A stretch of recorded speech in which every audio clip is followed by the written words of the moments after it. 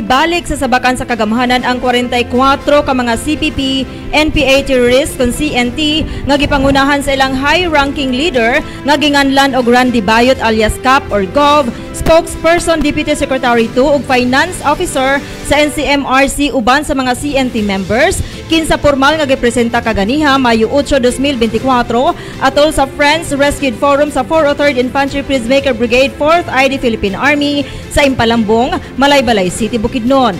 Pinaagi sa tukma nga pagtutok sa mga pamaagi nga maaghat ang mga former rebels sa pagsurrender ngadto sa nagkadaiyang units sa 403rd Brigade gikan sa Enero hangtod Mayo ning tuig. 44 na ka mga former rebels ang misurrender, duha gikan sa regional staff sa NCMRC, napulo sa Headquarters Force Neo, usa sa Executive Committee Sub-Regional Committee 2, 11 sa Headquarters Loader SRC 2, 6 sa Sub-Regional Centro de Gravidad Pedler SRC 2, ug 14 sa SRC 5 tanan sakop sa NCMRC. Sila adunay gitahan nga kinatibuk ang 39 ka mga high-powered firearms ug duha ka short firearms. Mitambong sa mga seremonya sa Provincial Governor Rogelio Neil P. Roque, kinsa mapasalamaton sa ilang kaugalingong kabubuton nga pagbalik sa sabakan sa gobyerno kung aha sila nakadawat usab og food packs gikan sa Provincial Social Welfare and Development Office.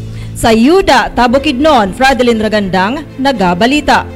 Sa Yuda, Bukidnon, impormasyon sa Bukidnon.